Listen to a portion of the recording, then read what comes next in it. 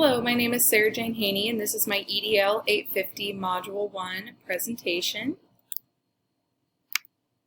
A little bit about me. I was born and raised in Olathe, Kansas. I got my bachelor's in elementary education from the University of Kansas.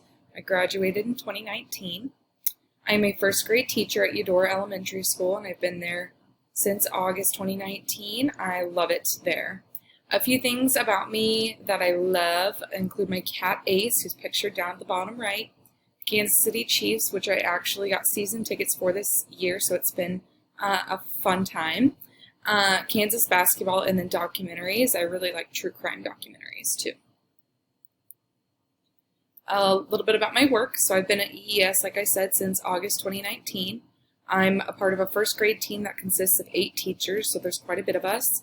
That includes 7 grade level teachers, and then we have a grade level special education teacher, which is really nice to have. It's pretty awesome because we all work together really well, and so I've been exposed to great collaboration. So I've really enjoyed getting to work with the team, so cohesive. The 2020 school year is what brought me to FHSU. To pursue my master's, I noticed that I took on a lot of leadership roles during that year, and I kind of wanted to just continue pursuing that. So on to the content questions.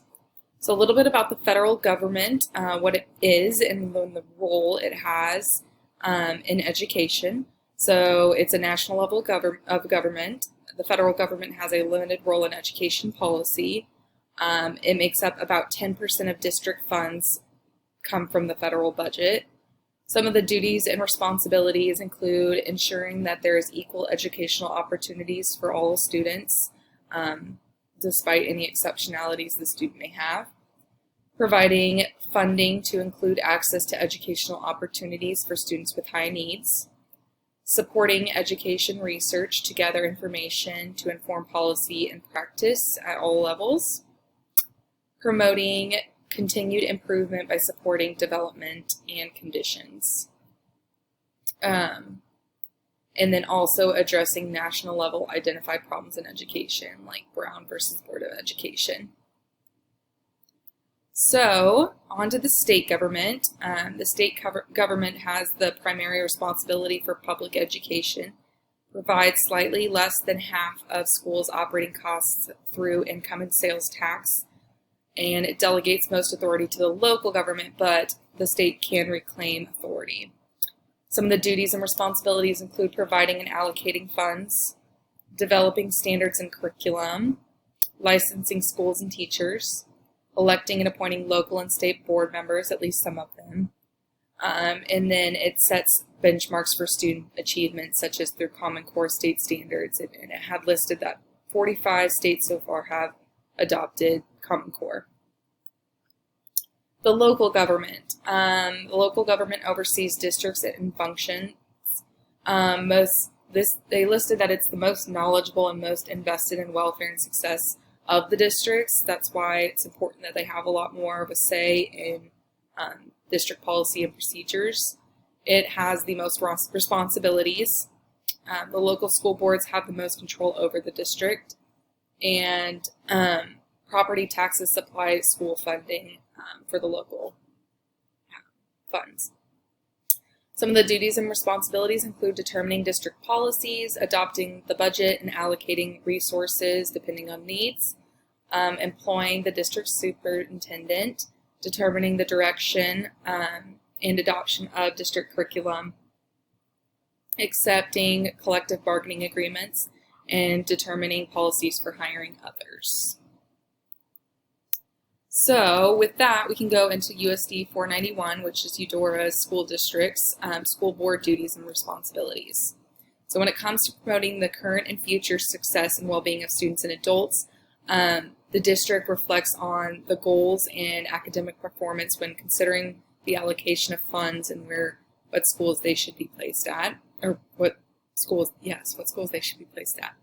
And then it also requires staff to set high expectations for students based off their individual ability and needs, and they must meet the board-approved learning objectives for each standard. So that kind of just sets that baseline for all staff members and what they should be expecting out of students. How they manage the school district: the superintendent develops a budget for the board to review and approve each year. And they annually establish district goals and objectives to guide operation. Communication with the public. So that's through board agendas, policies, documents, and meeting summaries, which are available for public viewing on the school website and on board docs. The public is also always invited to join meetings, and they can view each board meeting live through YouTube now, which I think is really awesome, and I've utilized quite often since the start of the pandemic. They also should evaluate technology. They do this through the strategic plan for 2019-2022. So some of these things they've already accomplished and continue to evaluate each year, including providing staff devices. I have my own computer, which is really helpful. Increased teacher resources and tools such as smart boards, iPads, TVs, and at this point, I think most all staff has either a smart board or a TV in their classroom, and then some have iPads. I don't know about all teachers. Last I heard, not all teachers had iPads. I do have an iPad though. And then increased student technology ratio. So making it 1-to-1. We used to be 2-to-1. So that has changed, and now each student is able to share or have their own device. For pre-K through first grade, it is iPads. Through second grade through 12, it's Chromebooks.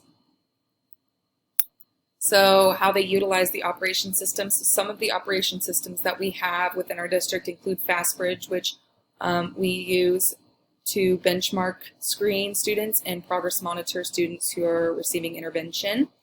EduClimber, which is our data collection and analysis operating system. We use this every day, and it's super helpful in analyzing that data, both academic and social emotional. PowerSchool, which we use to put in grades, attendance, and then that is where student information is housed. That's also where parents can view all of those. So there's PowerSchool Parent and then PowerSchool Teacher.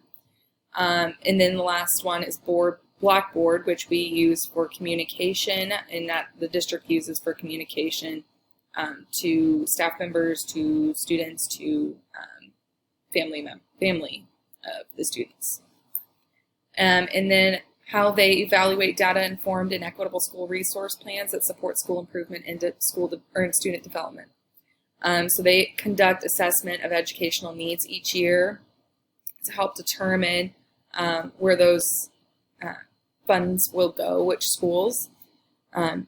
Analyzing the state testing results as well helps inform sort of where they're going to allocate those funds. Results used when approving the budget, like I said, to ensure improvement in student performance. So they look at all of these aspects and consider where we need to put more money to provide resources. And then they evaluate and adjust the district strategic plan annually. So all of this is located in the district strategic plan, and it is looked at and adjusted each year. Implementing laws, rights, policies, and regulations to promote students' and adult success and well-being. It mentioned in the policies that they are followed strictly outlined in the policy manual, so they follow those policies very closely by the book. The policies and policy updates are approved by the Kansas Association of School Boards to ensure that they are in compliance with federal and state laws and regulations. So it was approved. It mentioned that there's an insurance of Title I programs and operating in compliance with federal laws and making sure those are in place. And then establishing expectations to follow the 504 accommodations and provide students with an exceptionality of free appropriate public education. So they are looking at those federal and state laws, policies, and regulations and making sure that they are being followed within our district. So my personal experience with the three branches, I don't have a lot of experience with the federal branch. I know of the different laws and policies that have been in place because of certain instances and whatnot, but I don't know too much about it, so I'm excited to learn more about the federal government's roles in education in this class. Some state experience I've had has included training requirements such as the dyslexia training, the Kansas dyslexia training. The licensure process and requirements is also, of course, something that we are all familiar with. And then COVID requirements, when that was going on, I was helping develop. They had a requirement that each district develop a returning to school outline and requirements, and I helped with that for my district, so I was looking at a lot of those state requirements there. And then most experience has been in the local, so visiting and participating in local board meetings, which since COVID, they have now made those on YouTube Live, like I mentioned earlier, and that's been super helpful, and kind of being able to be more in touch with the school board and what they're doing. Again, those COVID requirements, that was something that was mentioned in the articles, and how local government has been getting a lot more involvement because of COVID, and the mask requirements, the vaccine. So I do remember and participated in that a lot, especially being on the district union executive council. And then also with curriculum adoption and going through the process of helping determine what is presented to the board for adoption. So for the standard correlation, my submission demonstrated my understanding of the standard selected because I was able to analyze the resources provided and my district's school board policies and how the government works to promote the current and future success and well-being of all students and adults through applying the necessary knowledge and skills associated with improving the operations and management of schools. So those 4 areas, I would place the following in order of priority. Number 1 would be the operation systems. Then the second would be management, 3rd communication, and 4 technology. I place these items in this order because of the role and impact I believe they have on student success and well-being. Obviously, they all play a part in that, but I just believe certain areas play a larger part. The relevancy statements. This assignment is relevant to my current learning because as a future building leader, I need to understand the role each level of government plays in education and how it will affect the student, staff, and community, especially when I am a building leader. This assignment improved my understanding of the 3 levels of government by providing me the opportunity to analyze resources provided, as well as my district's board policies to view what is relevant to education, laws, policies, and regulations at the federal, state, and local level. The personal reflection. This assignment will change the way I teach and learn because I have a better understanding of the role of the federal, state, and local government and what they play and how they play into that, and how the laws, regulations, and policies will impact my students and myself. This assignment will impact the decisions I make as a future leader because I will feel more confident about participating in the local school board as a leader and an advocate for students and teachers.